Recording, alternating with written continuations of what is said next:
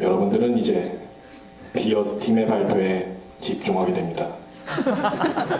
여러분들은 이제 제 목소리가 귀에 쏙쏙 들립니다. 여러분들은 이제 비어스 팀의 발표에 빠져들게 됩니다. 저희는 잠시 후에 돌아오겠습니다. Violence filled the streets as the mayor declared martial law today, naming Detroit as the most dangerous city in America. The homicide rate is at its highest in 40 years. Community activists fear the projects known as brick mansions will become a no-go zone. More protesting of the construction of the 40-foot wall that will separate brick mansions from the rest of the city. Police checkpoints will monitor all movement in and out of brick mansions.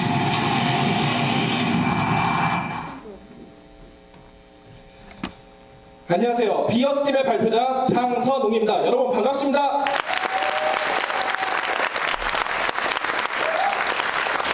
드디어 마지막 팀입니다. 이런 발표를 5번이나 연속으로 듣다 보면 마지막 팀 발표는 귀에도 안 들어오고 집중도 안 되고 그러실 텐데, 여러분 왠지 제 목소리가 귀에 쏙쏙 들어오지 않나요? 네, 감사합니다. 여러분들 기운받아 저희들의 이야기를 시작해 보겠습니다. 이번 대회의 주제가 뭐였죠? 바로 2050년 대한민국을 상상하라였습니다. 그래서 저희는 대한민국의 13구역을 상상해 보았죠. 아까 팀 소개 영상에서 조금 찾아봐 달라고 말씀드렸는데 안 하신 것 같으니까 저희가 간단하게 설명드릴게요. 13구역은 정부도 손댈 수 없는 슬럼 도시입니다. 문제가 너무 많다 보니 외부의 벽을 둘러서 출입을 통제해버리고 내부에는 경찰도 군대도 손쓸 수 없는 지경에 이른 격리구역이죠. 그런데 저희는 무엇 때문에 2050년 대한민국을 이렇게 무시무시한 곳으로 상상하게 된 걸까요?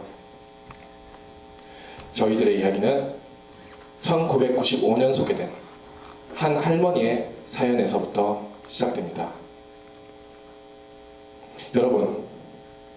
여러분들은 얼마나 오랫동안 도대체 어떤 일을 겪어야 자신의 모국어를 까맣게 잊어버릴 수 있을까요? 충청도, 논산군, 강경읍, 황금정, 팔십리, 그리고 도라지 도라지 백도라지, 중국 후난성 산골 마을에 사시던 정수재 할머니께서 50년간 잊지 못했던, 그리고 유일하게 하실 수 있었던 단 2마디의 한국어였습니다. 1943년 할머니께서는 공장에서 일을 하게 해주겠다는 말을 믿고 압록강을 건너셨습니다. 그리고 깨달으시죠. 자신이 도착한 곳이 공장이 아니라 일본군의 막사였다는 것을. 일본이 패망할 때까지 할머니께서 겪으신 참상은 우리에게 잘 알려진 그대로였습니다. 비록 신부는 자유의 몸이 되었지만 환양년이 되어버린 할머니께서는 쉽게 고향에 돌아가실 수 없게 되셨죠. 1992년 한중 수교가 이루어지고 용기를 얻으신 할머니께서는 한국 대사관을 통해 고국 방문 신청을 하셨습니다. 그러나 오늘 그의 고향은 기록 없음이라는 한국 대사관의 짧은 답변 하나로 이 세상에서 사라져버렸다. 그의 기억은 이제 어디로 가야 하나? 내 조국도 고향도 모국어도 함께 사라져버렸다. 그로부터 3년 뒤 1995년 할머니께서는 50년 만에 처음으로 만난 고국의 한 학생에게 자신의 사연을 전달하게 되었고, 그 사연이 국내 한 언론에 소개가 되면서 꿈에도 그리던 고향 땅을 방문하실 수 있었습니다. 할머니께서는 조선이라는 국적을 지켜오셨지만 그 국적이 문제가 되었습니다. 그렇지만 할머니의 선택이 잘못되었다고 말할 수 있을까요? 그것이 아니라면 저희는 우리에게 문제가 있다고 판단했습니다. 현재 대한민국에는 60만 명의 조선족이 체류를 하고 있습니다. 최근 유승준 씨가 그렇게 가고 싶어하는 현역 군인의 숫자가 63만 명이라고 하니 상당히 많은 조선족이 우리 사회를 구성하고 있죠. 그러나 우리는 그들이 누구인지 잘 모릅니다. 조선족은 일제강점기 때 만주 지역으로 넘어간 조선 사람입니다. 이 중에는 정수재 할머니처럼 일제에 의해 이주를 당한 경우도 있고 독립운동을 하다가 그대로 뿌리를 내린 경우도 있습니다. 6.25 전쟁으로 인해 60여 년을 떨어져 살아왔지만 그들도 우리와 같은 역사를 공유하는 한 민족입니다. 실제로 조선족 중 88%는 그들이 우리와 같은 한 민족임을 매우 자랑스럽게 생각하고 있었습니다. 그러나 이보다 더 많은 92%는 자신의 조국이 중국이라고 이야기를 하죠. 대체로 우리나라 사람들이 조선족을 좀 불편하게 보는 이유 중에 하나입니다. 민족은 같은데 국가가 다르다. 좀 어색하지 않나요? 이 현상을 이해하기 위해서는 과거 한국과 중국이 그들을 어떻게 대했는지 살펴보아야 합니다. 1960년 중국은 북한과의 조약을 통해 조선 사람들에게 중국인, 북한인, 그리고 중국 거주 북한인 세 가지의 선택권을 주었습니다. 그렇게 중국 조선족이 된 사람들에게는 한족과 동등한 지위를 부여하고 차별받지 않도록 도왔죠. 반면에 한국은 92년 한중 수교가 이루어진 후에도 그들의 국적 선택권에 대한 기회를 제공하지 않았고 이로 인해 아직도 외국인 노동자 혹은 재외동포로 분류되어 있습니다. 특히 이 재외동포라는 개념에는 처음에는 조선족은 빠져 있다가 나중에 조선족의 항의로 우리도 재외동포다 하고 포함되게 되었습니다. 자, 생각해 봅시다, 여러분. 다른 민족이지만 같은 국민으로 대해주는 중국과 같은 민족이었지만 다른 국민으로 대해주는 한국. 여러분들은 어느 국가를 선택하시겠나요? 저희가 조선족을 불편하게 생각하는 또 다른 이유가 하나 더 있습니다.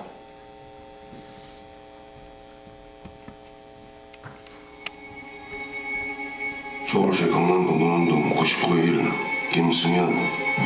잊어버리지 말라. 네 이거 잊어버리면 내년 식구들 다 죽는다. 네, 시황호 두막살인 사건 피의자가 조금 전에 경찰에 긴급 체포됐습니다. 네, 경기도 수원 팔달산에서 토막 시신이 발견된 지 여드렛 만에 사건 용의자가 붙잡혔습니다. 수원 20대 여성 살인 사건의 범인 우원준 씨가 돈 700만 원 때문에 피해자를 죽였다고 경찰에서 진술한 것으로 드러났습니다. 바로 범죄입니다. 여러분 질문 하나 드릴게요. 지금 대한민국 땅에서 범죄율이 가장 높은 외국인 집단은 어느 나라 사람일까요? 조선족이요? 네, 너무 뻔하신 답변 감사합니다. 하나만 더 드릴게요. 미국, 감사합니다. 정답은 3위 캐나다, 2위 미국, 그리고 놀랍게도 1위는 몽골이었습니다. 조선족을 포함한 중국인의 범죄율은 8위에 머물러 있죠.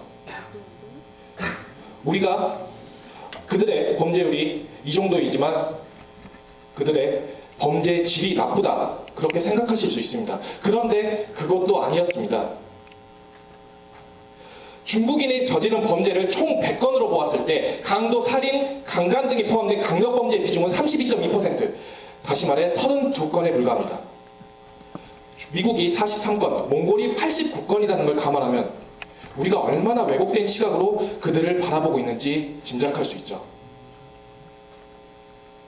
현재 우리가 조선족들에게 저지르고 있는 실수를 과거에 미국이 다른 민족들에게 행했습니다. 백인 우월주의가 차별은 흑인과 히스패닉을 그들만의 거주 지역으로 몰아넣었고 이렇게 형성된 슬럼가는 오늘날까지도 미국의 사회 문제로 남아 있습니다. 2015년 현재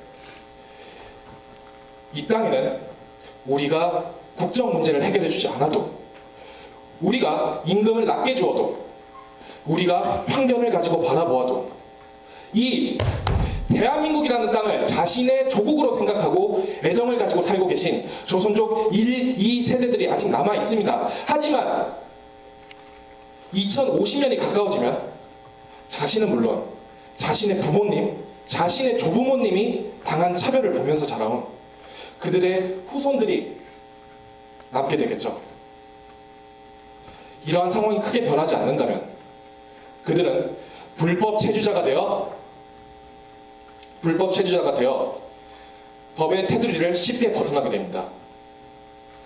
그들은 낮은 임금으로 인해 상대적으로 저렴한 지역으로 몰려 살게 됩니다. 그들은 불편한 차별과 편견을 피하고자 그들끼리 뭉치게 됩니다. 이렇게 형성된 조선족 집단 거주구역은 우리에게 점점 배타적이고 폐쇄적인 것이 되어갈 것입니다. 사실 이러한 조짐은 서울 한복판에서도 찾아볼 수 있었습니다. 여러분, 다들 한 번쯤은 가보셨을 건대입구역의 로데오 거리입니다. 너무나도 익숙한 이곳에서 약 300m, 딱 한 블럭만 걸어가면은 우리에게 낯선 풍경이 펼쳐지죠. 조선족 집단 거주구역입니다. 한국어보다 중국어가 더 많이 들리고 한국어 간판보다 중국어 간판이 더 많이 보이는 곳입니다. 중국을 한 번도 가본 적 없는 저로서는 매우 낯선 곳이었죠. 그리고 실제로 이 동네에 살고 있는 한 학생은 저녁에 이곳을 돌아다니는 것이 무섭다고 이야기를 합니다. 이렇게 누군가의 낯선 지역이 되면 우리는 그곳에 거주하거나 방문하는 것을 꺼려할 것입니다. 그리고 서로에 대한 관심과 이해도 더 줄어들겠죠.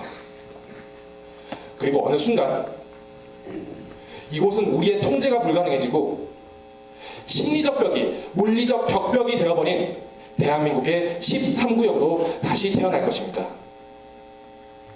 여러분, 저희가 상상하는 13구역 이제 좀 그려지시나요?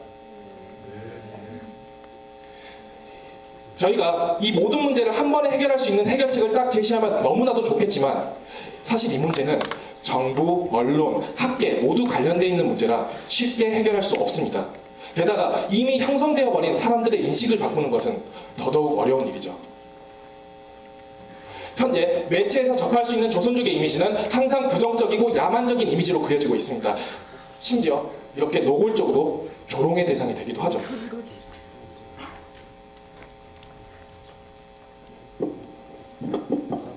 저희가 배웠던 역사 교과서입니다.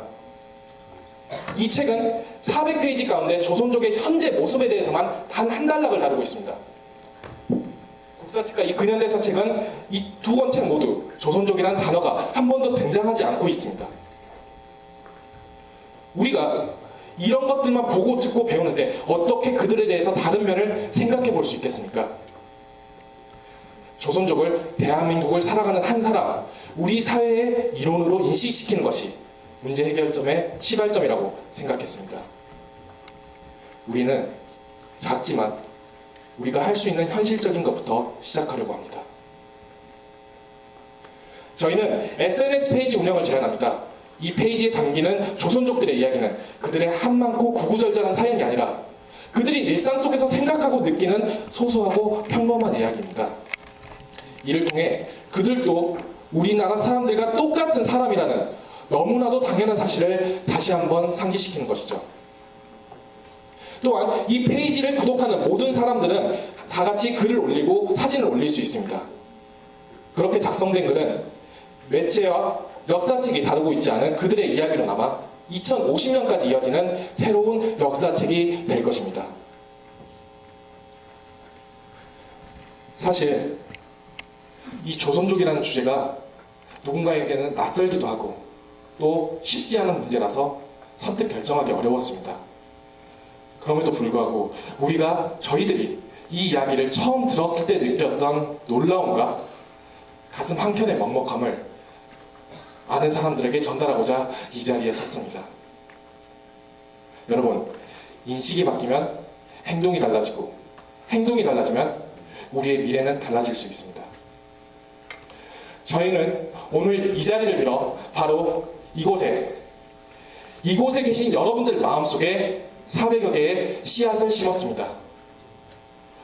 오늘 심은 씨앗이 여러분들 인식에 조그만 변화라도 불러일으켰다면 이 씨앗을 또 다른 사람들에게 전달해 주세요. 여러분 한 사람의 노력이 저희가 상상했던 13구역 여러분들의 2050년을 살만한 곳으로 만들어갈 것입니다. 감사합니다.